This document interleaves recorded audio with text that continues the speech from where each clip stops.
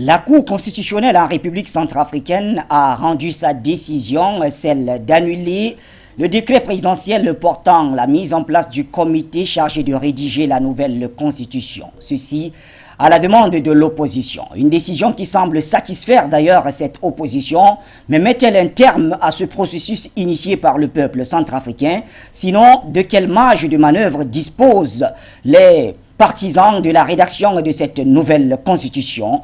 On en parle ce soir et les réponses dans quelques instants.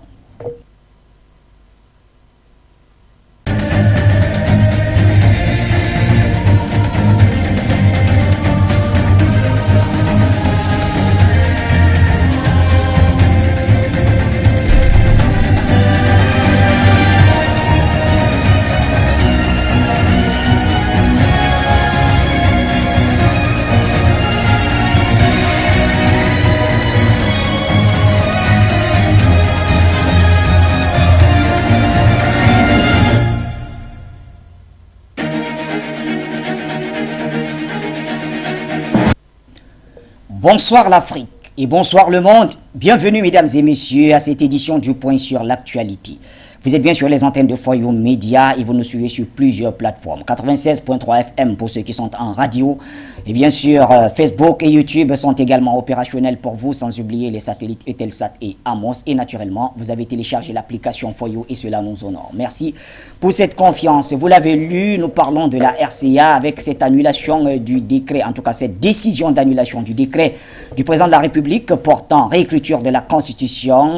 Eh bien, on s'interroge pour qui roule la Cour constitutionnelle. La question, elle est également posée à vous et vous pouvez participer à ce débat. Pour en parler, nous sommes avec notre consultant permanent. Jonathan Batengene est avec nous ce soir. Bonsoir, Joe. Bonsoir, Bachir Mohamed. Bonsoir à tous nos téléspectateurs. Ils sont nombreux, des millions.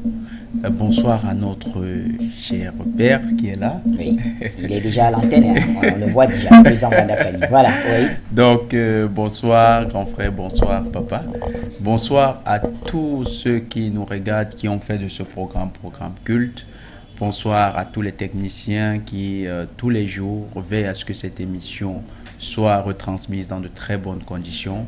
À la direction générale, à tout le personnel For You, aux autorités du Cameroun, aux forces de sécurité et de défense particulièrement pour leur travail impeccable sur le terrain qui permet de renforcer l'unité et l'indivisibilité de notre chère et belle nation. Merci d'être là, Jonathan Batengene. Vous l'avez dit, c'est notre père, c'est notre grand frère, mais il est surtout le président Bandakani, président du nouveau mouvement populaire. Président, bonsoir. Bonsoir, je suis très heureux de l'affection que vous me donnez. Ça n'a pas de prix, je suis très touché par ça. Je vous la retourne. Merci, frère.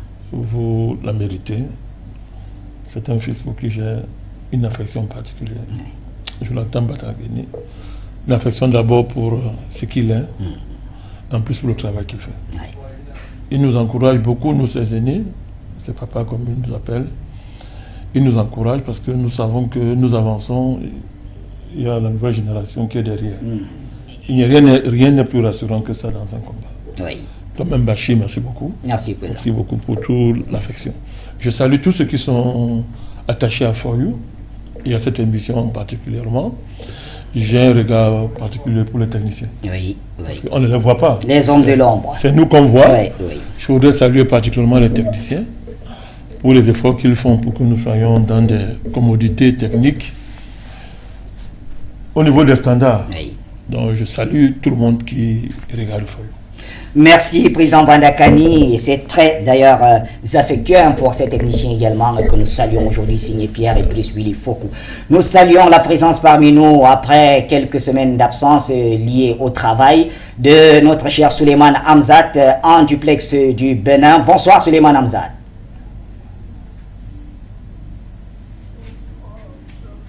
Bachir Ladan, bonsoir Jonathan Batengene, un bonsoir particulier au président Batengene que je n'ai pas eu l'occasion de voir depuis un mois. Je tiens déjà par cette émission à lui présenter toutes mes excuses, des excuses liées à ce rendez-vous raté du célèbre congrès que nous avons suivi de loin, du NMP, et qu'ils se tiennent tranquilles. L'occasion nous sera donnée de réitérer, n'est-ce pas, cet espoir à travers notre présence effective à la prochaine rencontre. Je tenais à le lui dire particulièrement que ce congrès a fait grandir l'Afrique et cette jeunesse qui était en perte de vitesse. J'espère que les résolutions issues de ce congrès seront mises en application pour que cette jeunesse enfin puisse se retrouver ce repère-là qui est celui du panafricanisme intégral, celui-là auquel nous sommes abonnés. Merci de nous recevoir sur cette émission Bachir Ladan après un mois d'absence qui m'a conduit en Éthiopie et en Érythrée. Nous reviendrons très largement sur tout ce qui s'est passé, en particulier ma rencontre avec les groupes non signataires des accords de Doha en ce qui concerne la partie tchadienne. Et c'est un grand dossier. Je le partagerai très volontiers avec vous et plus particulièrement avec le président Badakani parce que il a été nommément cité là-bas comme étant, n'est-ce pas, le chef espoir du réveil de la conscience noire. Je voudrais enfin terminer en remerciant les techniciens qui font un travail particulier et nos téléspectateurs qui nous écoutent depuis tous les 4 points cardinaux, dirais-je, n'est-ce pas, de ce globe terrestre. Merci d'être là. En tout cas, bon retour dans la famille, très cher Suleiman Hamzat. Vous le savez, ce qui nous intéresse ce soir, justement, c'est la République centrafricaine. On l'a appris, mais pas trop surpris, mais diriez-vous, président Bandakani, la Cour constitutionnelle a rendu sa décision en faveur des amis de Bolingumba, finalement. Pas surpris, comme je le disais. Ben, Bachir, on n'est pas surpris. D'abord, permettez-moi de saluer ici le président Touadéra, qui a rempli le serment qu'il avait prêté, à savoir veiller sur cette constitution. Oui. Ça peut causer des incompréhensions pour ceux qui demandaient depuis qu'on déchire cette constitution. Mais le président a prêté serment. En homme d'État, oui, il a veillé sur la constitution et il a veillé sur la Cour constitutionnelle. Donc nous tenons à saluer cela, alors que le chantier de la réécriture de la Constitution est engagé, oui, mon cher Bachir. Deuxièmement, nous ne sommes pas surpris, parce qu'il y a des précédents. Il y a des précédents qui montrent qu'on n'a pas affaire à une Cour constitutionnelle, on a affaire à une Cour politique. Oui. On a affaire à un comité de base politique du grand parti historique néocolonial français, qui a des chambres qui sont constitués par les différents partis de l'opposition, en général par des gens comme Bolingumba et ses alliés rebelles, les Nouroudine Adams et consorts, qui sont très activés, alors nous parlons par la France, dans le plan que nous avons décrit tout à l'heure. Oui. Il faut bien comprendre ce que je viens de dire.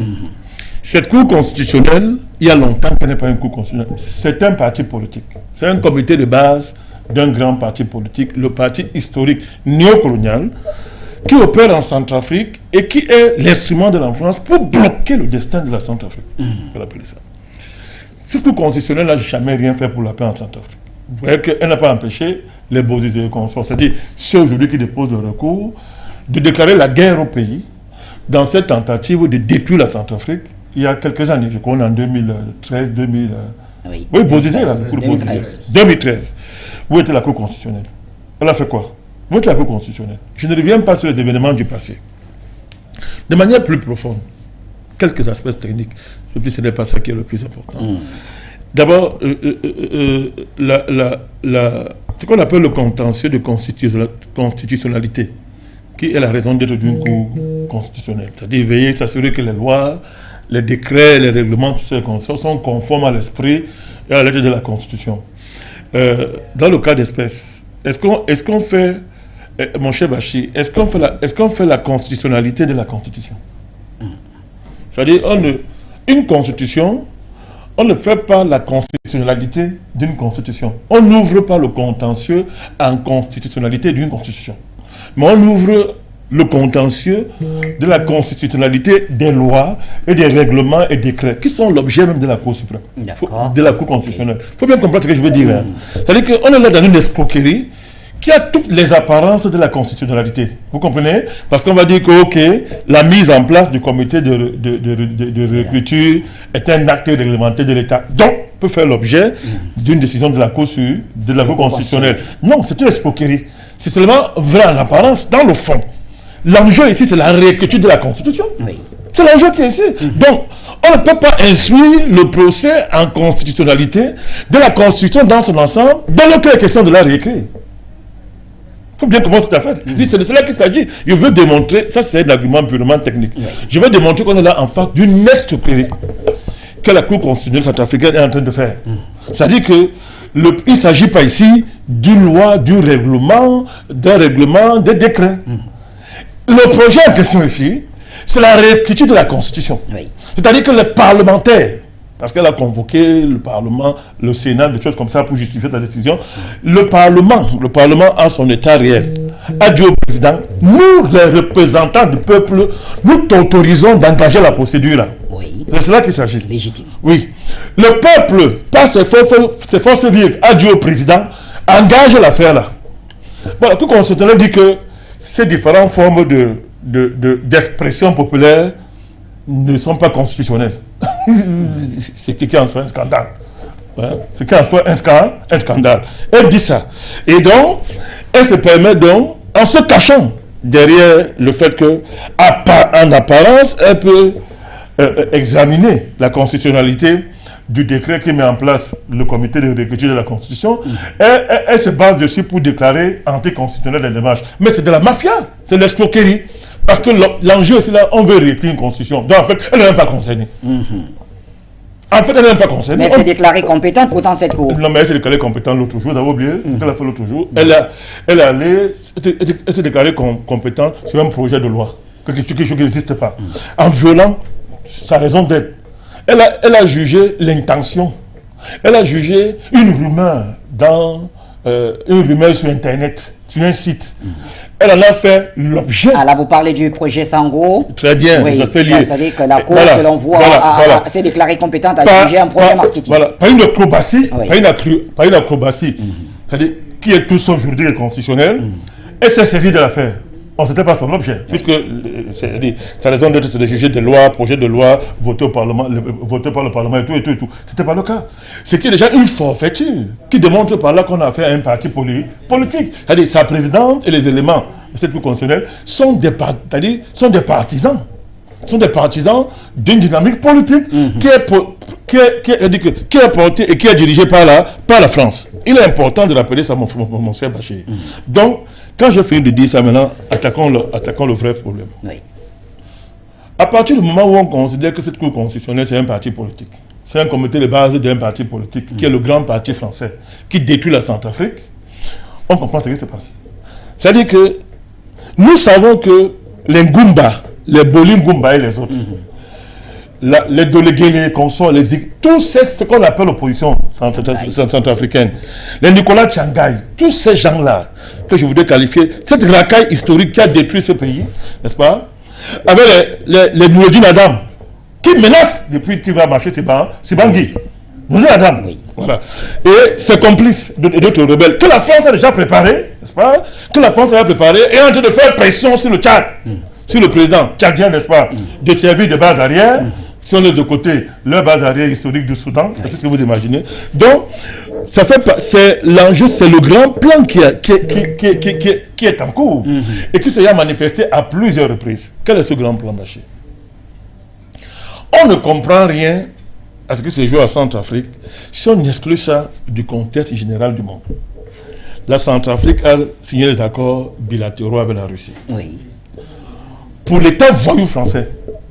Et le petit criminel qui a à sa tête, M. Macron, c'est un cas de Président Bandakan. On a oui, non, je n'aime encore rien, on a entendu ici. Le mot criminel. Non, le mot n'est pas fort. Le mot criminel, je vous en prie. Non, le mot n'est pas fort. Non, il ne mérite pas mieux. Oui, je vous en prie. Il ne mérite pas mieux. C'est un petit criminel. Poursuivons dans l'analyse. Quelqu'un qui a pour politique d'État, qu'est-ce que vous voulez que j'explique? Oui. Quelqu'un qui a pour politique d'État d'assassiner d'autres présidents, c'est quoi? On l'appelle quoi? Le président Kadhafi a échappé à combien de tentatives d'assassinat? Macron est derrière combien de complots d'assassinat de présidents africains depuis qu'il est président? Qui a tué Déby? Oui, bah, on ne sait pas, on ne peut pas... Je démontre encore, président Bandakani. Si j'ai la mission de protéger votre télévision, je démontre les choses. M. Macron, lors d'une conférence avec son valet du Niger, M. Bazoum, vous a dit qui a tué Déby. Vous avez oublié. Il a dit ce sont les rebelles. C'est Macron qui l'a dit. Les vidéos existent.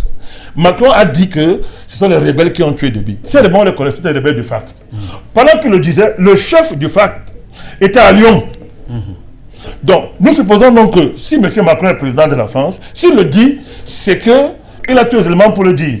Je laisse de côté à partir de quel acte judiciaire, procédure judiciaire, il est arrivé à cette fin. Je laisse ça de côté. Mais on peut se poser, comme il est président de la France, réunissait un ensemble d'informations, il nous a donc dit que voilà les gens qui ont tué Déby. Mais pendant qu'il le dit, le président du FACT réside à Lyon.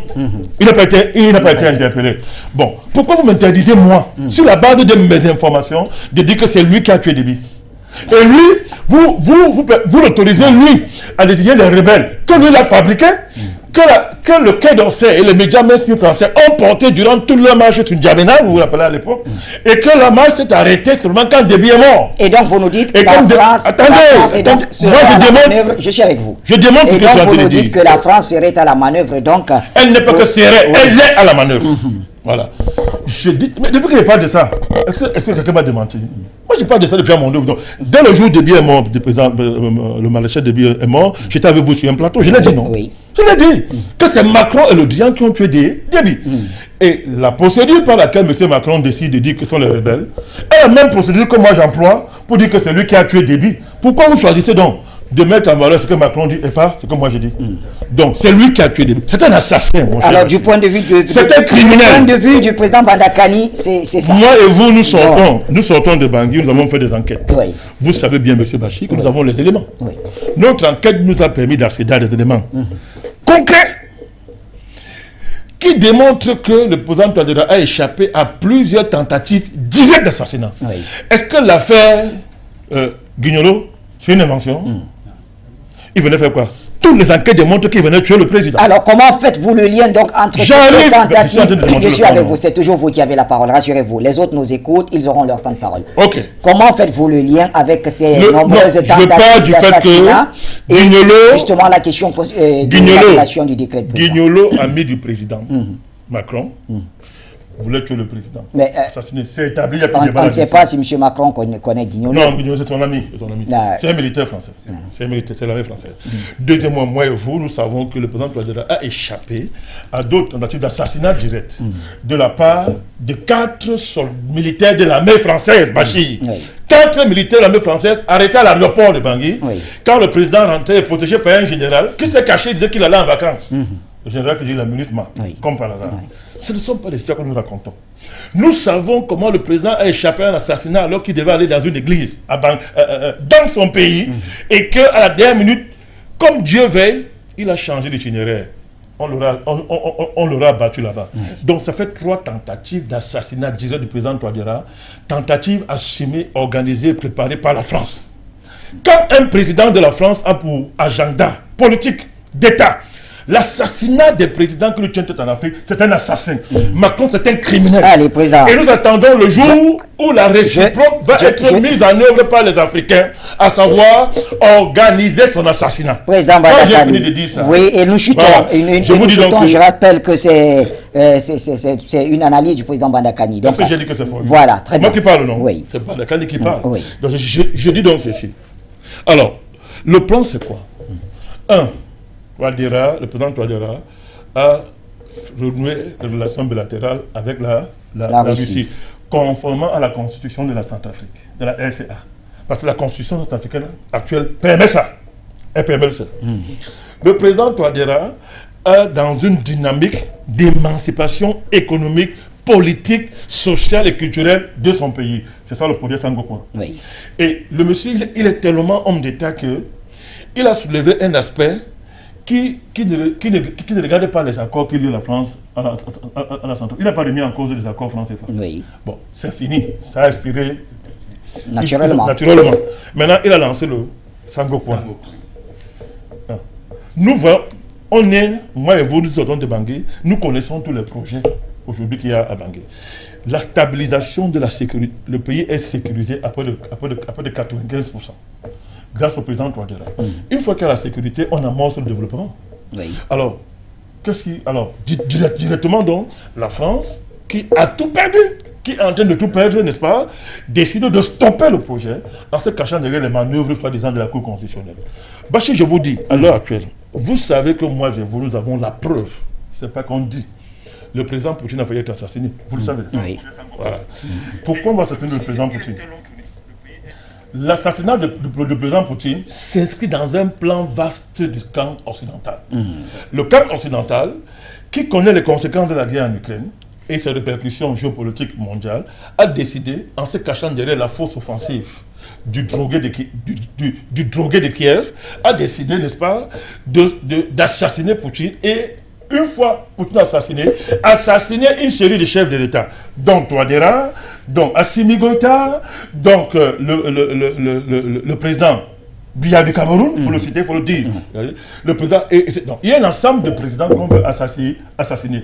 Et il y a des précédents dans l'histoire, mon cher Bachir. J'ai convoqué ici, c'est peut-être pas ici, c'est peut-être dans d'autres espaces où j'interviens, à la chute de l'Empire britannique, avant le déclenchement des 2 guerres mondiales, il y a eu les mêmes processus d'assassinat de la part des mêmes familles et leurs descendants qui sont à l'œuvre aujourd'hui dans les pays occidentaux.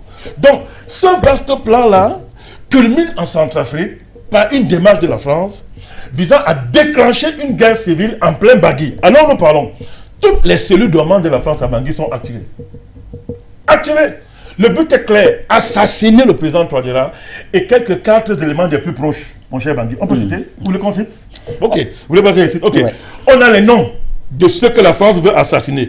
Et les acteurs de ce plan, c'est quoi? Sur le plan de la loi, sur le plan judiciaire, c'est la Cour constitutionnelle. Son rôle, c'est de préparer le terrain pour discréditer le projet de recruter de la Constitution au niveau international. Ça, c'est le rôle de Mme Dala. Donc nous savons de qui elle descend. De par son père, et ça, c'est une famille qui travaille contre la Centrafrique. C'est une famille qui travaille contre la Centrafrique pour le profit de la France. On connaît l'histoire de cette famille.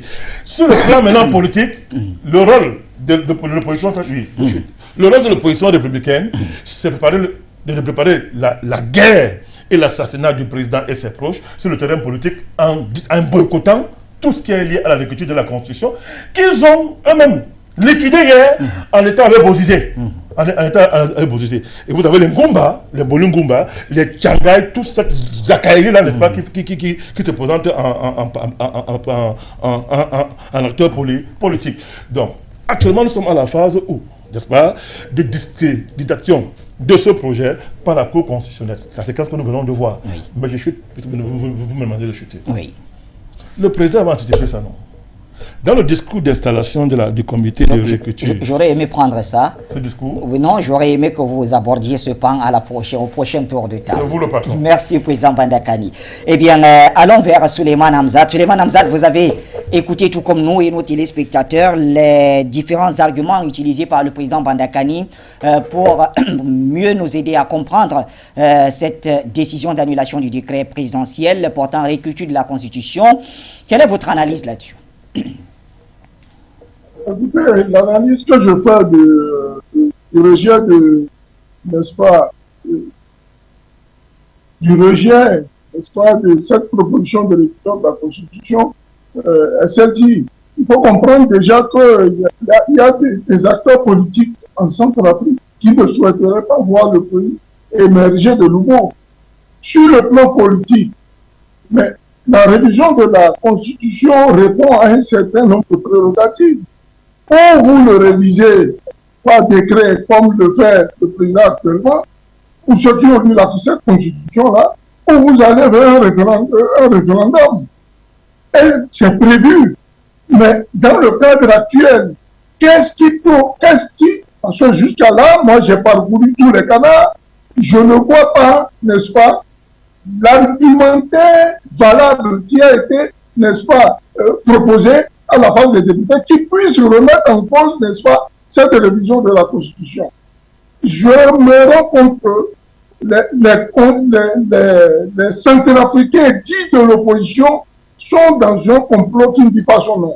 Un complot qui vise d'abord, à ramener la Centrafrique en arrière, 2, à faire freiner toutes les réformes, qu'elles soient politiques, économiques, socio-culturelles et culturelles, menées par le président Touadéra depuis 10 ans, Et en troisième position, à défaut d'avoir les deux propositions précédentes nommément citées, aller carrément dans une rébellion, allumer un autre foyer de tension qui ne dit pas son nom.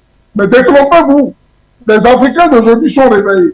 Nous sommes réveillés à tout point de vue, à tout égard. Et je m'explique. Vous voyez, le président Banakani vient de citer, il est un peu, si vous voulez, sorti du sujet pour vous expliquer quels pourraient être les enjeux sécuritaires, n'est-ce pas, de la révision ou de la non-révision éventuelle de cette constitution. Partons sur le premier point, celui-là qui est celui de la révision de cette constitution. Quels sont les impacts et avantages? Si cette constitution était révisée, certes, elle donnait lieu à une ouverture sur ce que beaucoup ne veulent pas voir venir, c'est-à-dire un troisième mandat du président Touadéra. Mais il ne faut pas oublier que les réformes engagées en ce moment-ci, peu de membres de l'opposition, n'est-ce pas, s'y intéressent.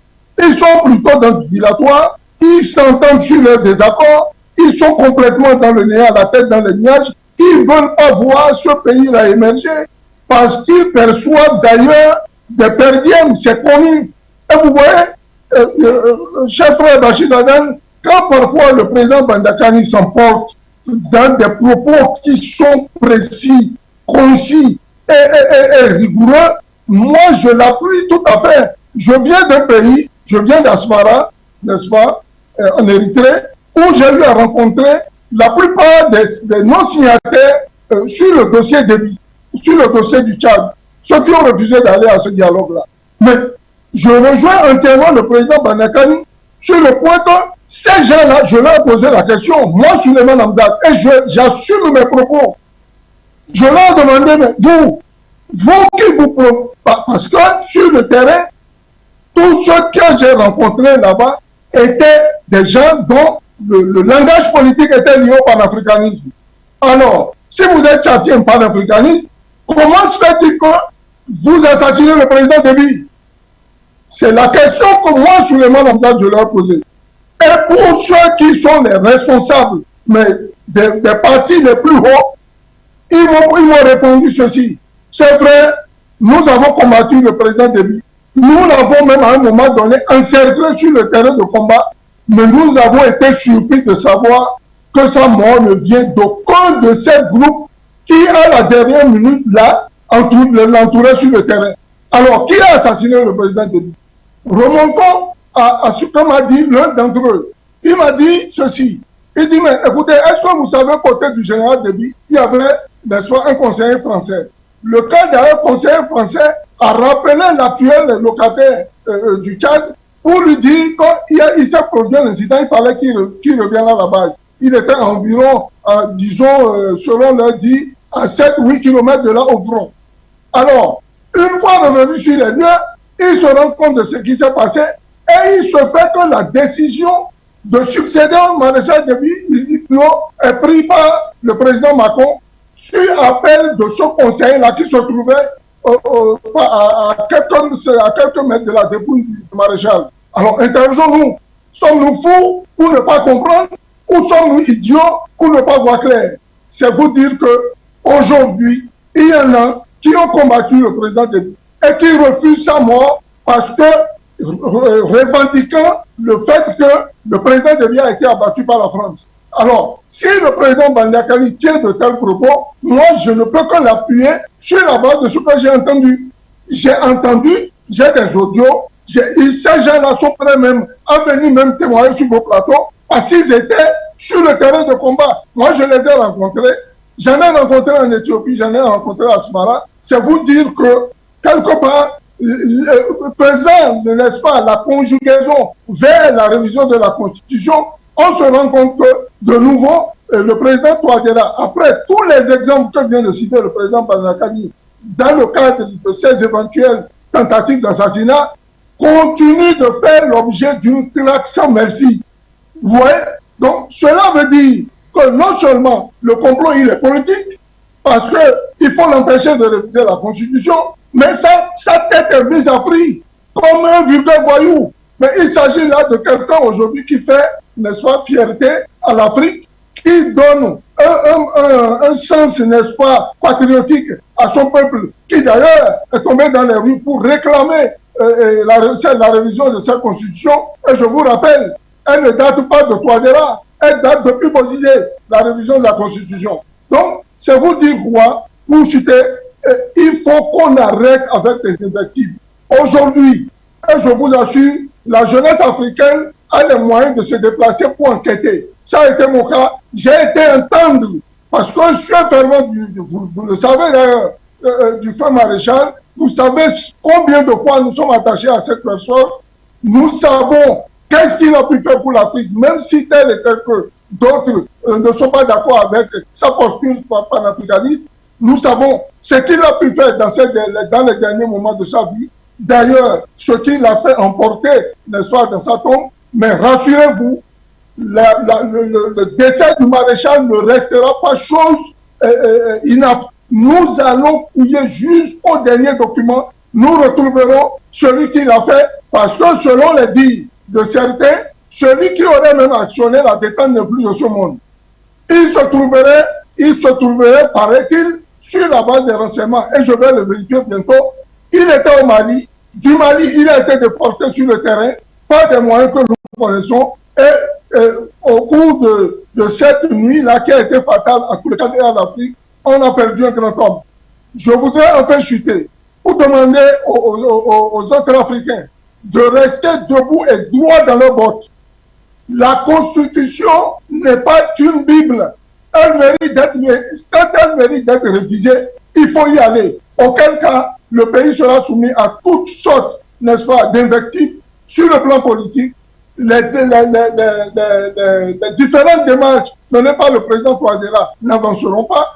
Sur le plan économique, vous savez toutes les réformes qui ont été mises en place par ce président-là pour faire sortir la République de Centrafrique des ténèbres. Si nous continuons à nous taire, à regarder et à rester muets, parce que nous n'avons pas le langage de la vérité, ou nous hésitons à dire ce qui est vrai, nous allons tergiverser et l'Afrique plongera de nouveau.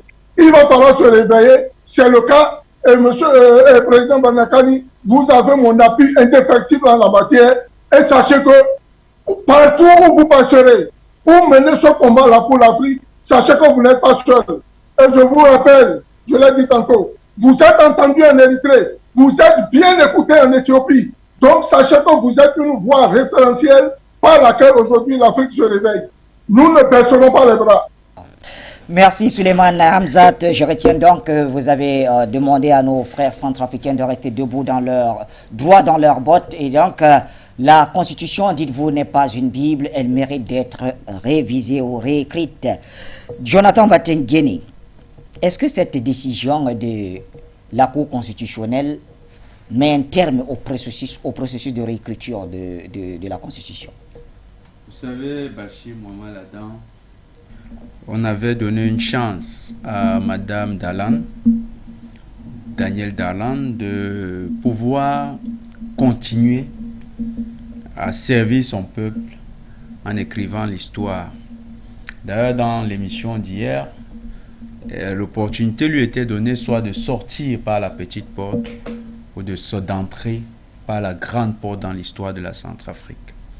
Elle a choisi la première option, sortir par la petite porte.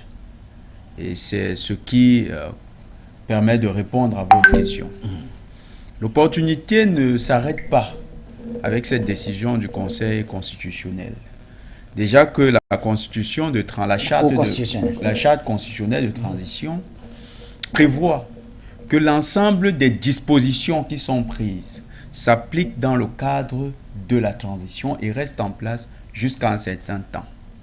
Ce que cette dame aussi peut-être n'a pas lu, elle est une grande juriste, mais peut-être qu'elle n'a pas lu ce chapitre, le dernier chapitre de la Constitution, qui est assez clair. Toutes ces institutions restent jusqu'à la fin de la transition. Et après, il y a un nouveau processus qui est entamé, qui n'a pas encore été entamé, et donc qui devra être actionné. Donc, constitutionnellement, elle-même vient de signer l'arrêt de mort de toutes les institutions qui n'ont pas pu permettre à la Centrafrique de décoller. Et ça donne au président Touadéra de nouvelles possibilités ça donne au président Touadéra, ça ouvre le champ d'exercice de son pouvoir discrétionnaire de chef d'État. C'est vrai, le président Banakani a soulevé un élément. Parce que tout ce qu'ils font, ce n'est pas qu'ils n'aient pas lu, mais c'est qu'ils sont en train de jeter des éléments qui sont des symboles. Et la politique du Quai d'Orsay, la politique de l'OTAN, c'est des symboles. Pour agir, ils ont besoin de manipuler l'opinion. Et l'opinion, on envoie des symboles. Le premier symbole, c'était le choix de M. Mboli Ngumba. M. Mboli Ngumba, on l'a choisi pourquoi? Parce que c'est quelqu'un qui est en quête d'un promontoire pour se hisser au-dessus de la scène politique.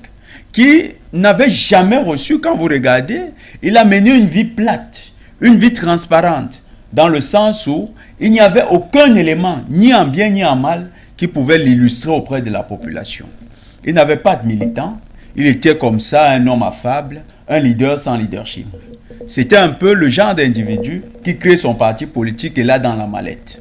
Voilà, l'Union européenne lui donne l'opportunité de se mettre en liste, de se mettre en scène. Et il est reçu au Quai d'Orsay. Quand il est reçu au Quai d'Orsay, on lui donne la mission de venir jouer les troubles fêtes. Et pour ça, il s'acoquine de Madame Darlan, Danielle Darlan. La dame doit être l'acteur nécessaire qui lui permettra d'atteindre ses fins. Mais il fallait quelque chose. Parce que il y a souvent ces militants prennent c'est ceux qui s'improvisent défenseurs de la Constitution sans même comprendre les chapitres de la Constitution. Ces gens qui sont avec lui lui font comprendre que tu auras un problème. Le problème, ce sera Bozizé, qui a l'expérience politique. Alors, qui se chargera d'éliminer politiquement Bozizé dans la sphère centrafricaine? C'est Mme Danielle Darlan. La décision qui ne permet pas à Bozizé de participer aux élections. C'est Mme Danielle Darlan.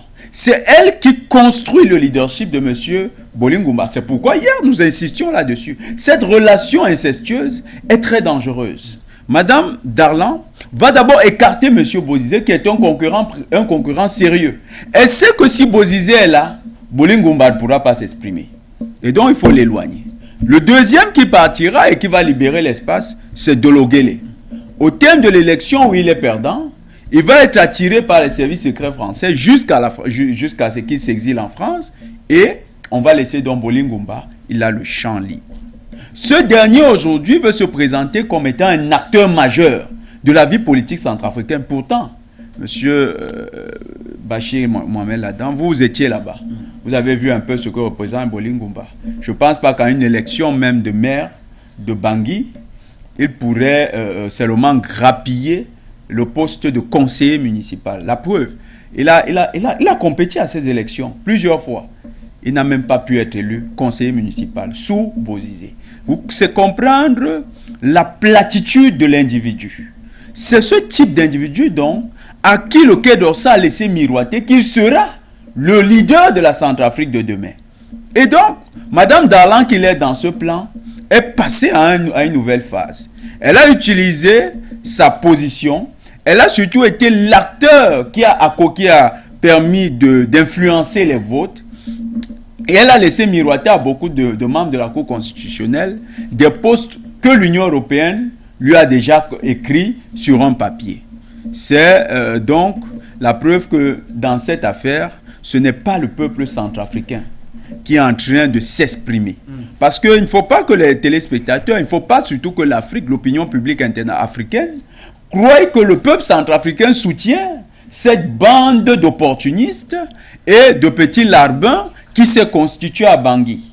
Il y a un leader fabriqué qui est en train de naître, c'est M. Mboli Ngumba, c'est le petit ami de Mme Danielle Darlan, et... Pardon? Non, on va pas aller jusque-là. Non, sauf si, président, est-ce que petit ami serait une mauvaise expression? C'est une relation, c'est un type de relation. C'est son petit ami. Je comprends mieux comme ça. Et dans leur relation, elle est en train de fabriquer un leader. Et elle veut, dans cette posture-là, elle croit avoir les éléments. Sauf que, avec tous ces éléments, il faut d'abord leur rappeler que les institutions transitoires n'ont pas vocation à rester indéfiniment.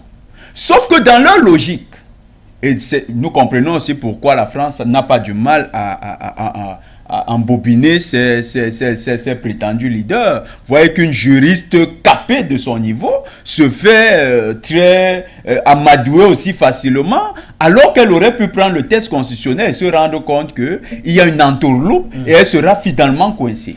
Donc, elle a commis une erreur. Les cartes restent encore entièrement entre les mains du président Touadéra. Il n'est pas question pour l'instant de procéder au référendum, mais ce référendum pourrait être convoqué. La première mesure que le président Touadéra a déjà, c'est de faire appliquer les textes de cette constitution. Pourquoi? Parce que l'argument qui a été balancé par la Cour constitutionnelle, c'est que le président Touadéra a prêté serment sur la constitution, de la défendre. Et justement, il faut la défendre.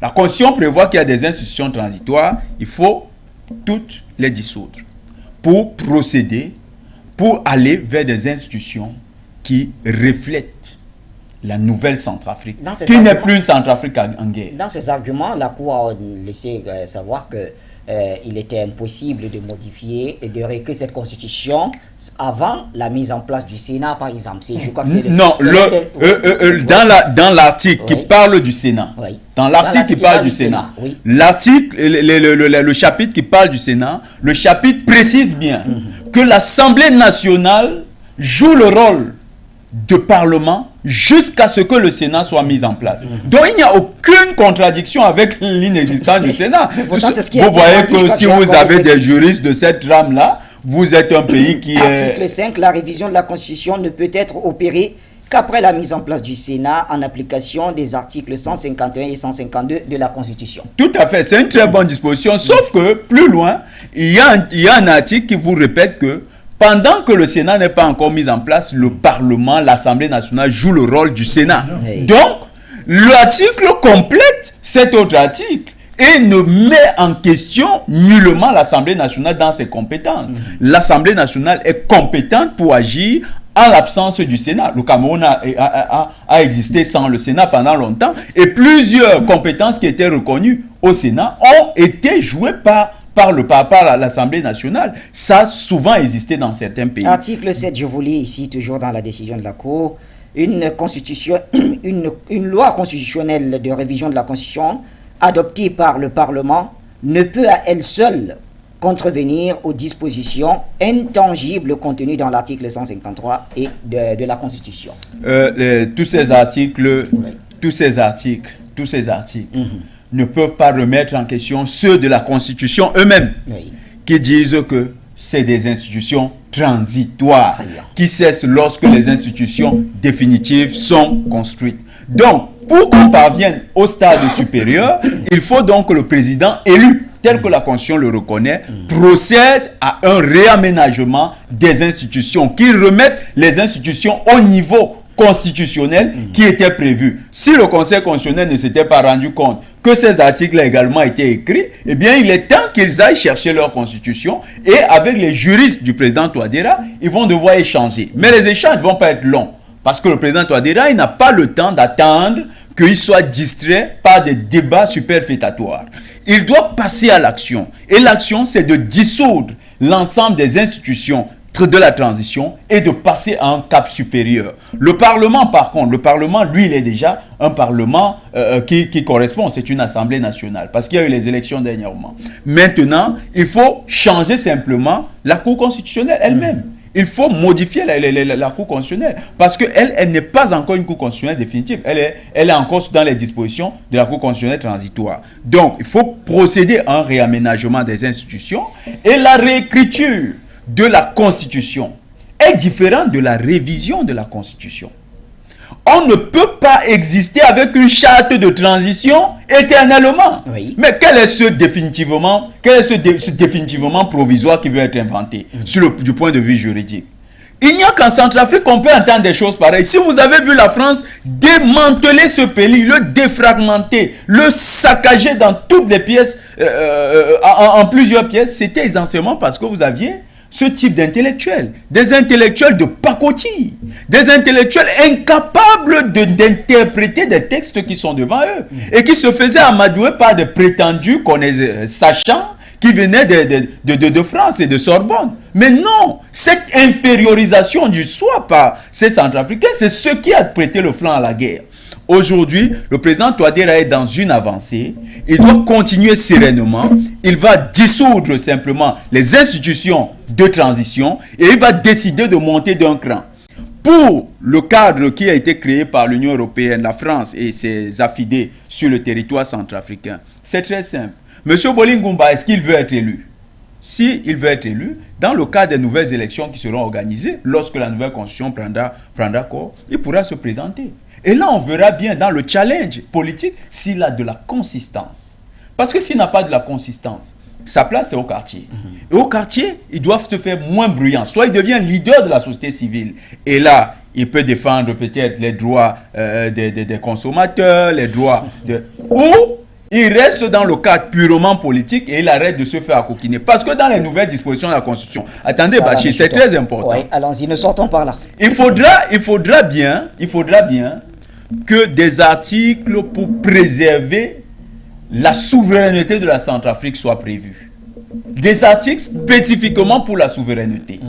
Parce que lorsqu'un individu va se faire investir de manière tout à fait bizarre dans une chancellerie étrangère, qu'il va rencontrer un ministre des Affaires étrangères d'un pays étranger et qu'il discute avec les officiels étrangers dans le but de déstabiliser son pays. Lorsqu'un individu pareil revient dans son pays, en principe, si des dispositions existent, il devrait être inquiété par les services spécialisés de Centrafrique.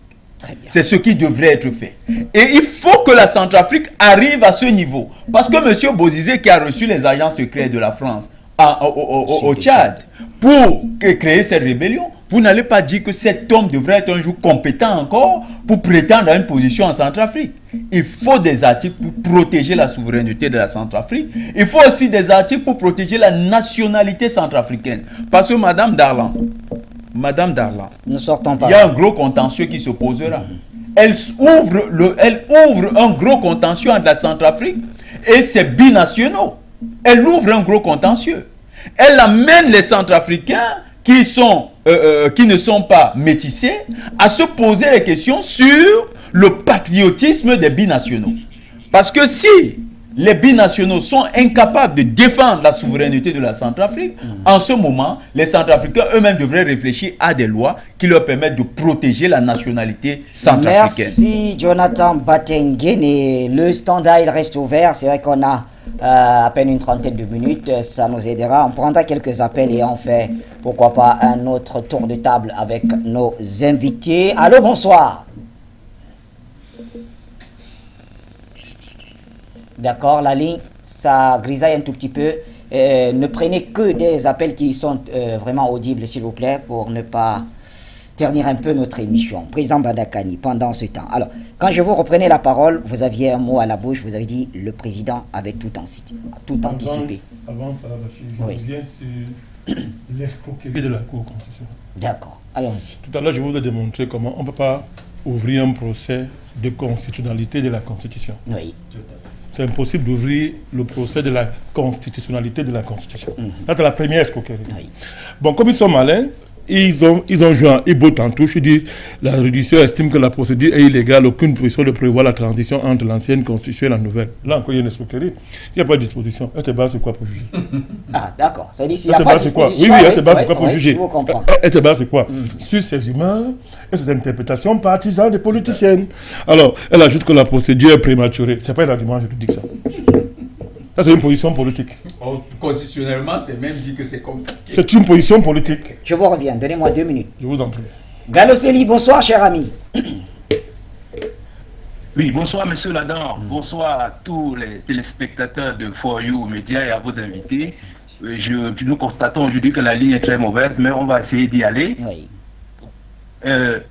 Monsieur Ladan, lors de ce grand rendez-vous que vous avez organisé à Bangui, j'avais déjà pointé la crainte de toute cette organisation de se focaliser sur la prolongation du mandat et trouver les arguments pour essayer d'annuler cette opération. La modification de cette constitution est nécessaire, elle est indispensable, mais seulement, je vous dis, il y a cet élément qui perturbe. Bon, maintenant, je comprends que tout le monde se focalise sur la politique ou sur la manipulation de la France, Mais ça, c'est les conséquences. Regardons la source de ce problème.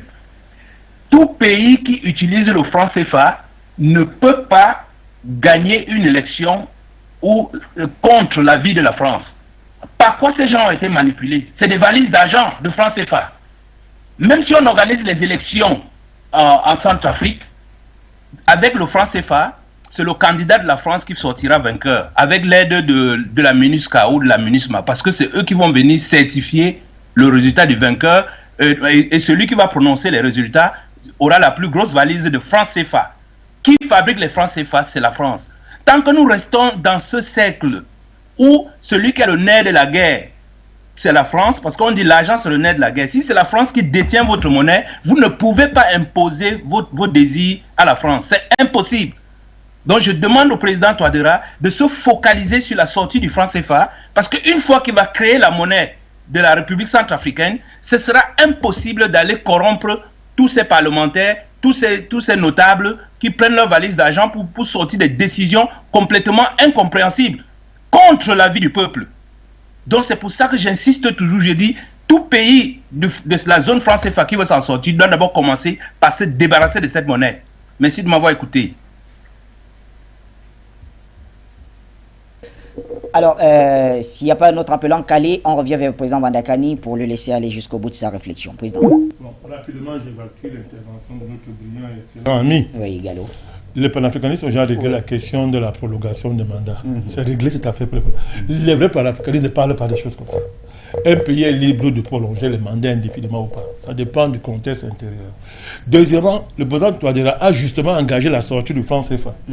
Intelligemment. C'est pour ça qu'on lui refuse de changer la constitution. C'est tout. Le blocage vient de là, parce que les galants et consorts sont des agents de la France qui mangent dans le franc CFA et qui justement, avec le lancement du Sango Coin, qu'elle a attaqué avec des arguments anticonstitutionnels. Mon cher Bachir. Elle a inventé, c'est-à-dire, elle s'est inventée des compétences qui n'existaient pas dans son mandat pour attaquer un projet de loi qui n'est pas encore une loi, qui n'est pas voté à l'Assemblée nationale. Donc mon frère, il y a des éléments qui montrent que ce n'est pas un coup constitutionnel, c'est un comité de base politique. Maintenant, je reviens sur l'argument. Bachir, on va lire. L'article, et dans la décision, elle est coincée parce que dans l'énoncé, elle parle de modification de certains articles. Parce qu'elle est coincée. Vous voyez ce qu'on dit. Titre 11 de la révision, article 100. L'initiative de la révision de la Constitution appartient concurremment au président de la République et à l'Assemblée nationale, statuant à la majorité des 2 tiers des membres qui la composent. Article 101. La révision intervient lorsque le projet présenté en l'état a été voté par l'Assemblée nationale à la majorité des 2 tiers, des 3 quarts des membres qui la composent ou a été adopté par référendum. À partir de ceci, la Cour constitutionnelle est hors sujet. Elle parle de révision, mais on parle d'une réécriture de la Constitution. Là encore, elle s'octroie des compétences. Elle s'invente un objet, elle s'invente des compétences parce que c'est un parti politique déguisé.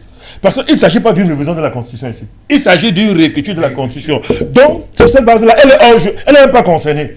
On a affaire à une forfaiture, mon cher Bachir. C'est de la haute trahison. Et il a raison de dire que dans d'autres contextes, on règle ça autrement. On ne peut pas être assis comme ça. Les gens trahissent leur pays en se cachant derrière des statuts qu'on a fabriqués, que la France a fabriqués, pour embêter le pays. Est-ce qu'elle a le droit de parler de cette affaire ici? Elle a le droit de parler s'il s'agit d'une révision. Mais elle décide de manière arbitraire qu'il ne s'agit pas d'une réécriture, mais d'une révision. Ça, ce n'est pas un argument de droit, ça. Elle décide de ça. Président, deux types de mécanismes. Dans la réécriture, vous avez une nouvelle constituante. C'est le Parlement. Une nouvelle constituante. Or, dans la révision, le Parlement modifie, amende certains articles. La réécriture, c'est une nouvelle constitution. Donc, on fait tabula rasa de l'ancienne et de tout ce qui était, toutes les institutions dont elle était le garant. Claire et net. Donc, les choses sont claires. Mon cher Bachir, vous voyez que c'est une forfaiture. C'est du banditisme constitutionnel. C'est de la fémania constitutionnelle. C'est une traîtresse, cette femme-là. Cette femme constitutionnelle est composée de traîtres et de traîtresses, en commençant par Mme Darlan. Aucun pays ne fait la promotion des traîtres. Même les parrains occidentaux ont montré que les traîtres, on les met à côté. Le président, vous comprenez? Vous dites le président avait anticipé. Vous savez, il faut que d'abord nous posons sur la table des arguments techniques.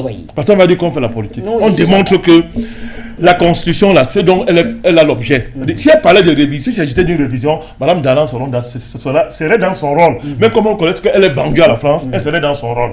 Au moins en apparence. Il s'agit d'une réécriture. Donc ici, ça regarde le président et le peuple. Et le président avait anticipé dans son discours. Lorsqu'il a dit que aucune institution n'est au-dessus du peuple. Oui. Le discours d'installation. Donc il savait, il avait anticipé.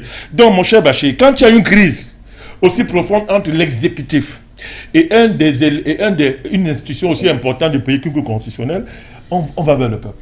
En fait, la vérité est qu'il faut considérer cette sortie comme une opinion de Mme Darlan. Elle a donné son point de vue sur la réécriture de la Constitution. C'est un point de vue. On peut prendre ça en compte, on ne peut pas prendre ça en compte. À partir du moment où on n'est pas concerné, on va appeler le vrai constituant. On va appeler le peuple qui est au-dessus de la Cour constitutionnelle. C'est lui qui va trancher, le souverain. Et le président l'a dit. Et d'ailleurs, c'est pour ça, il y a des précédents. Vous devez demander sur le président comment il va faire. Mais quand c'est attaqué au Sango Kouan, de manière anticonstitutionnelle et illégale, qu'est-ce que le président a fait? Ça a été le projet. Le président a considéré que rien ne s'est passé. D'abord, il a le devoir de protéger cette cour constitutionnelle. Oui. Il dit que malédiction pour la Centrafrique, il est obligé malgré tout de les protéger parce qu'il a prêté serment. Il a fait comme s'il n'a rien. Mais il y a eu un communiqué officiel de l'État centrafricain pour dire que vraiment il n'y a rien. On parle du Congo, c'est-à-dire la cour constitutionnelle n'a rien à faire, a ramassé une rumeur dans la rue et en a fait, n'est-ce pas, l'objet d'une de ses réunions. Donc, ce n'est pas un événement. Le projet continue comme s'il n'était de rien. Ça sera pareil pour cette affaire. Ce n'est pas un sujet. La France va s'en occuper. C'est la France qui voulait ça pour faire le bruit discrédité. Donc, la Centrafrique, l'État doit rester serein. Et la procédure va arriver à son terme. On va maintenant mobiliser le véritable souverain qui est le peuple. S'il rejette cette constitution, le président est obligé de tirer toutes les conséquences. Très bien. S'il ne la rejette pas, le président va être toujours obligé de tirer les conséquences, à savoir faire son travail de président, à savoir créer les conditions pour que la nouvelle constitution qui va être adoptée soit respectée. C'est tout à fait légitime. Merci, président Bandakani. Au téléphone, Lamine Diop nous attend. Bonsoir, Lamine. Oui, bonsoir, mon cher Bachir. Je vous entends pas assez bien. J'espère que vous m'entendez assez bien, vous. Oui, on vous reçoit bien. Oui, donc je passe le bonsoir à tous. Écoutez, Bachir, je pense que le thème est bien défendu de manière, je pourrais dire ça, de manière assez patriotique. Là-dessus, je les laisse continuer à débattre. Mais c'est vrai qu'il y a un des appelants qui parlait du CFA corruption, certes, mais je pense que même en changeant de monnaie, la corruption sera toujours là. C'est ça, il ne faut pas être naïf. Mais c'est vrai que, vous voyez, ce thème-là, c'est intéressant de ce qui se passe en Centrafrique. On l'avait dit il y a très très très longtemps. Voilà, ce qui se passe, c'est que l'ordre du jour, par rapport à votre questionnement, c'est simple, c'est le patriotisme qui est posé là. C'est le patriotisme. Et pour moi, je pense que c'est vraiment le point le plus essentiel, le plus important, c'est que tant que les pays d'Afrique noire, en tout cas, tant qu'ils ne comprendront pas, il va falloir faire ce qu'on appelle un travail sur l'éducation morale et patriotique dans les systèmes d'enseignement supérieur ou encore même secondaire. Je peux vous garantir, on va tomber ce qu'on appelle la colonisation. Parce que la vraie notion de la colonisation, c'est à peu près le retardement.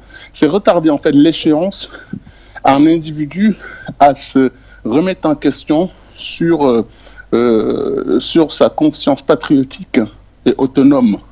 Il s'agit de ça. Ramener des gens qui viennent de la France, des métissés, je ne critique pas les métissés, mais je veux dire que des choses comme ça se passe qu'en Afrique. On ne voit pas le contraire dans d'autres pays. Il y a une raison. Il faut d'abord qu'on éduque nos enfants au patriotisme et puis à l'africanité. Tant que nous éduquons nos enfants sur ce que je voulais dire, sur la vision à l'ordre français, on a ce type de résultats. Donc je laisse les politiciens comme Bandakani et aussi d'autres personnes comme Jonathan Batingane en débattre. Mais on a rencontré notre problème, il va falloir qu'on attaque le problème de fond en comble. Merci, belle fin d'émission et puis à bientôt, ciao.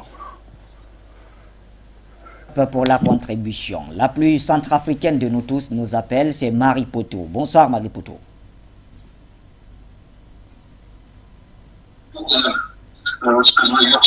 Marie Poto, bonsoir. Marie Poto, bonsoir, vous êtes en direct. Bonsoir, Monsieur Bachir. Bonsoir à tous les magnifiques intervenants qui sont sur le plateau. Je prends le train en cours, mais bon, il s'agit de la Centrafrique, donc je peux quand même oser parler sans pouvoir me tromper. Tout à fait. La dame d'Arlon, hein, comme beaucoup le disent, a dit le droit, c'est le fameux mot. Et aujourd'hui, tous les opposants centrafricains ainsi que leurs communicants aliénés ont tous mis comme photo de profil celle de Madame Darlon, parce qu'ils la félicitent.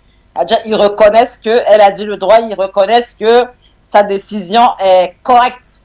Donc, faut pas demain qu'ils viennent nous dire que elle a nommé le président Touadéra, parce qu'elle n'avait fait que proclamer les élections, les résultats des dernières élections présidentielles, en le proclamant vainqueur. Donc, je ne dirais pas que je me réjouis de sa décision, mais je m'y attendais plus ou moins. C'est pour dire aux Centrafricains que le pouvoir judiciaire est bien séparé du pouvoir. C'est-à-dire que le président Touadéra n'a pas la main sur la machine judiciaire, mais que les gens n'oublient pas que Mme Darlon n'a pas été élue. Elle a été nommée par le président Faustin Archange Touadéra, tout comme ceux qui s'en suivent. Donc, cette équipe-là vient de lui et qu'il a le pouvoir de la dissoudre, de la même manière qu'il a eu le pouvoir de la mettre en place et qui demeure le maître et demeure le garant de cette fameuse constitution en question. Et c'est de rappeler également aux opposants centrafricains ainsi qu'à leurs communicants ici à l'Occident ou bien un peu partout dans le monde, hein, c'est-à-dire ceux qui sont de la diaspora, de ne pas oublier que le peuple demeure souverain. Et que si aujourd'hui le peuple décide de marcher ou de réclamer un référendum et que les choses sont mises en place et que finalement la réécriture de la Constitution est validée, de ne pas demain jeter l'opprobre sur Mme Darlon, parce qu'elle n'aurait fait que son travail. Donc moi, j'évite de lui lancer la pierre, mais que demain, qu'on ne vienne pas contredire le président Touadéra s'il prend la décision de dissoudre telle cour, qu'on va dire cette fameuse cour qui après elle prend une décision et puis qui serait la décision finale. Parce qu'apparemment, il n'y aurait pas de recours devant cette cour-là en question. Donc moi, cette constitution doit être réécrite et elle sera réécrite. Et ceux qui disent que ce serait le mauvais timing, que cela aurait dû être fait en 2016. Je leur rappelle qu'en 2016, le pays était en guerre. Donc, changer cette fameuse constitution n'était pas importante. Il a fallu presque 5 ans au président actuel de remettre le pays en état de paix et en marche. Il a quand même perdu 5 années de son premier mandat à négocier, à chercher la paix, à pacifier le pays. Et qui ne cherche pas un troisième mandat ni à s'éterniser au pouvoir comme beaucoup le disent. Ça commence à devenir énervant. Mais si vous lui donnez l'idée de rester au pouvoir, ben, il le fera. Parce que je ne pense pas qu'il y pense. Mais si on le pousse à le faire, et pourquoi pas? C'est fait partout, dans plusieurs pays d'Afrique, même en Europe. Donc s'il décide de le faire pour le bien de la RCA, eh bien qu'il le fasse. Mais ce n'est pas lui qui demande à ce que ce soit réécrit, c'est nous qui réclamons cela. Parce qu'elle ne nous reflète pas. Elle a été faite, on dirait, dans un état d'obscurité à la va-vite pendant une transition qui était un peu trop bizarre.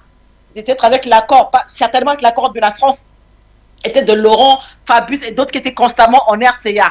Donc les opposants arrêtent, ainsi que d'autres Africains arrêtent de penser que le président Touadéra cherche à rester au pouvoir ou cherche à un troisième mandat. Non, il veut la réécrire pour nous. Parce que nous voulons qu'elle soit faite parce qu'elle est très mal faite. Donc, elle sera faite et il n'est qu'au début de son second mandat. Beaucoup disent que c'est le mauvais timing, il est à la fin. Il n'est pas à la fin, il n'est qu'au début. Il n'est qu'au début. On ira peut-être dans 4 ans aux élections. 4 ans, c'est pas dans 4 mois. Donc, je suis un peu énervée, pas contre Mme Darlon, mais contre certains intervenants et panélistes qui sont passés juste avant vous. Parce qu'on aurait quand même pu nous inviter pour pouvoir parler. Il y a eu 2 invités tout à l'heure que je n'ai pas beaucoup apprécié, mais je savais que le meilleur allait venir avec vous, M. Bachir. Donc, je m'arrête là pour ne pas déconner. Merci beaucoup. Merci en tout cas, c'est toujours un honneur de vous avoir sur nos antennes, très chère Marie Poto. Bon boulot du côté de la France. On a vu les images qui nous sont parvenues de cette réunion et des membres du MCU et que vous avez pu d'ailleurs encadrer aux côtés des autres. Merci en tout cas. Eh bien, nous allons vers Suleiman Hamzat. Ce sera certainement sa dernière prise de parole aussi. Suleiman Hamzat, Le président dispose-t-il d'autres marges de manœuvre pour pouvoir affirmer justement ou mettre en application la volonté du peuple?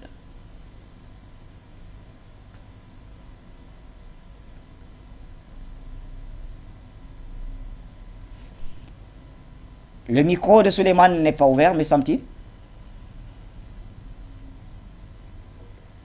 C'est plutôt ouvert. Alors, ça dit la régie, essayez de voir. Je n'ai pas le retour plateau de Suleiman Hamzat. Oui. Voilà, là c'est bon. C'est bon. Je disais, oui, la religion en elle-même déjà prévoit, n'est-ce pas, les mécanismes de sa révision. Mais le terme est quand même assez clair. Nous ne sommes pas des intellectuels tarés. On parle de réécriture de la Constitution. Ça veut dire certainement qu'on ne touchera pas certainement à tous les articles de cette Constitution. Il faut juste, et c'était le cas ici au Bénin, où il fallait toucher à quelques 2 ou 3 articles pour permettre à l'État d'avancer. L'État centrafricain aujourd'hui couvre la perte avec cette Constitution qui est en vogue. Il va falloir la réviser à les mécanismes qu'elle me prévoit, à savoir, si c'est le cas de la révision, eh bien, écoutez, il faut carrément prendre un décret et produire, n'est-ce pas, un comité de révision, ou carrément aller dans le cadre de la rédaction et de la rélecture, une rélecture partielle, comme l'a si bien écrit le communiqué, il s'agit d'une réécriture. Il ne faut pas confondre une réécriture à une révision, n'est-ce pas? Et cela doit interpeller, n'est-ce pas, le mental de ceux-là qui sont assis à l'Assemblée, qui sont des complotistes. Moi, je voudrais demander au président Touadéra, parce qu'il est reconnu par nous autres, n'est-ce pas, la jeunesse panafricaine, qu'il a parfois tendance à laisser certaines choses aller. Franchement, aujourd'hui, nous sommes en guerre. Nous sommes en guerre à tout point de vue et à tous les niveaux. S'il ne prend pas le taureau par les cornes, ben, il va replonger la République de Centrafrique dans un bordel. Nous lui demandons d'user de tous les pouvoirs qui est en sa possession. D'utiliser la même constitution-là, soit dans le cadre d'une révision, et si il est empêché par l'Assemblée nationale, il va à un référendum, auquel cas il consulte son peuple, ou carrément, il s'impose par les voies, n'est-ce pas, gouvernementales, qui sont les siennes, les pouvoirs discrétionnaires qu'on lui accorde cette constitution-là, mais ça pour aller à sa réélecture ou à sa réécriture. La réécriture ne veut pas dire la révision. C'est une révision partielle, n'est-ce pas, de cette constitution-là qui puisse permettre, n'est-ce pas, à la Centrafrique de rebondir des ténèbres. Maintenant, une mise en garde à ceux-là, n'est-ce pas, qui sont tapis dans l'ombre et qui seront toujours n'est-ce pas, le yo-yo de la France. Écoutez, nous sommes maintenant, ne nous interrompez plus sur nos comportements vis-à-vis de la France. Parce que cette France, il y en a marre. Et quand je dis la France, je ne dis pas le français lambda qui se balade dans la rue, je parle de ceux-là qui gouvernent la France et qui, à tout point de vue, ont perdu le mental. Ils ont la tête complètement dans les nuages, ils sont embourbés dans les histoires de l'Ukraine, ils veulent le reporter sur l'Afrique. Nous ne sommes pas prêts à avaler cette couleuvre. Il va falloir arrêter, il va falloir prendre le taureau par les cornes et par conséquent, demander au président Touadéra d'utiliser tous les pouvoirs en sa possession, constitutionnels, militaires s'il le faut, et même juridiques, pour essayer de donner au peuple centrafricain ce dont il a besoin, à savoir la révision ou la rélecture ou la réécriture, quel qu'en soit le thème, pourvu que cette constitution-là soit révisée.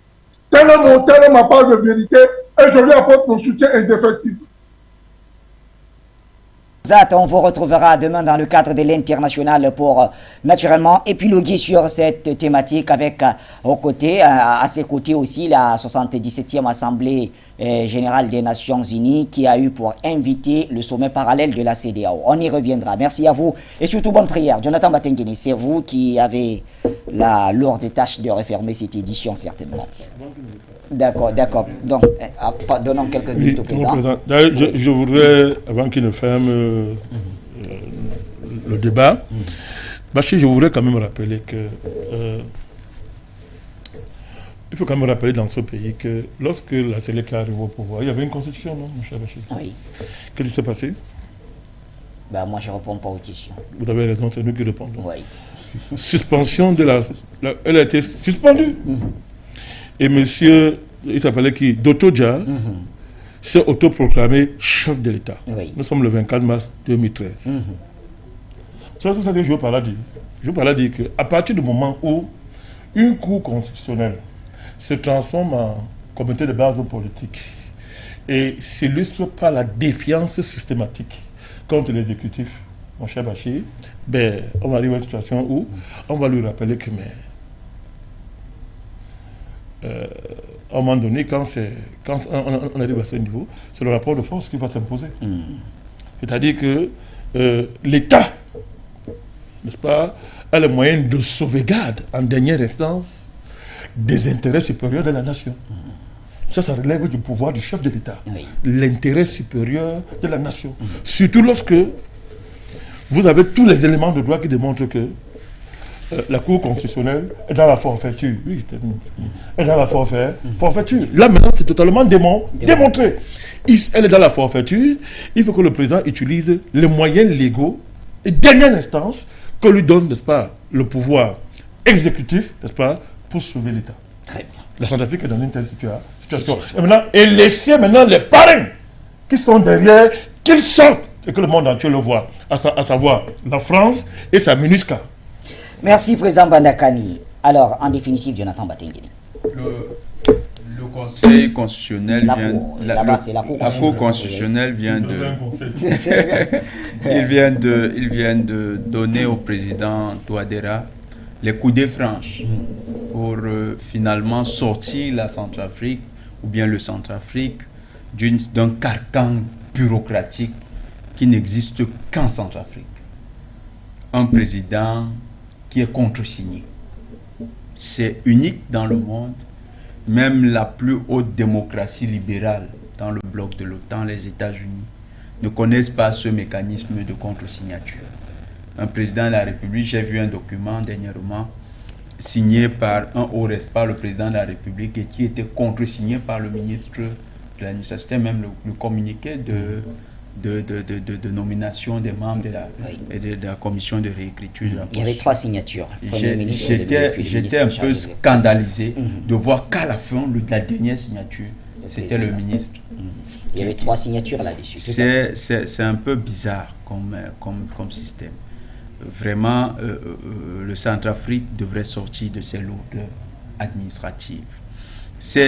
On peut comprendre parce que chaque constitution est l'œuvre d'un temps, l'œuvre de circonstances particulières, ou bien l'œuvre de conditions historiques, comme on dit souvent en sciences sociales. Et le Centrafrique était en phase de transition où il y avait la méfiance. Et les groupes armés qui s'étaient retrouvés dans le cadre d'un gouvernement de transition avaient encore une très peu confiance les uns envers les autres. Ce n'est plus le cas. Aujourd'hui, le président Touadéra a fixé un cas. Il a pacifié le territoire. Il est devenu ce qu'on appelle en sciences politiques un hégémon stabilisateur. Si Madame Darlan ne connaît pas ce concept en droit, d'ailleurs le droit qu'elle a mal interprété, si elle ne comprend pas ce concept d'hégémon stabilisateur, ça veut dire qu'elle ne comprend même pas la dynamique d'un État. Elle découvre peut-être la notion d'État. L'État se déploie à partir d'un hégémon stabilisateur et le président Touadéra a réussi à l'être pour le Centrafrique. Et en tant que tel, c'est à ce titre qu'il a maté les rébellions d'Aras, Ali Taras, et qu'il a maté tous ces rebelles, les Nourdi Adam, et le dernier, Bozizé, qui est arrivé avec sa bande de voyous. Pendant que la Cour constitutionnelle dormait, et ils étaient sereinement gardés par les soldats centrafricains qui sont sous aux ordres de l'État républicain. Aujourd'hui, elle va découvrir effectivement la notion d'État. Il faut que le chef de l'État prenne ses responsabilités. Et en tant que légèrement stabilisateur du Centrafrique, il doit siffler la fin de la récréation. Tous ceux qui se sont accoquinés avec les puissances étrangères, à la fin de ce processus, le président Touadéra devrait ouvrir une commission d'enquête. Il faut que ceux qui se sont accoquinés avec l'Occident puissent se retrouver face à leurs responsabilités. qu'ils soient tenus responsables devant les juridictions. Merci à vous, Jonathan Batengene, président Bandakani, un grand merci. Et merci d'avoir validé que vous serez là demain dans le cadre de l'international. Et aux côtés de Patient Parfendom, Suleiman Hamzat, Issa Diawara et naturellement, dans la mesure du possible, Marie Poto de la RCA. Merci à vous et nous serons là, Sike Doumbé et moi, pour modérer cette belle émission. Pendant ce temps, restez en compagnie de nos programmes et tout de suite, ce sera le journal avec Begou de Madone. C'est lui,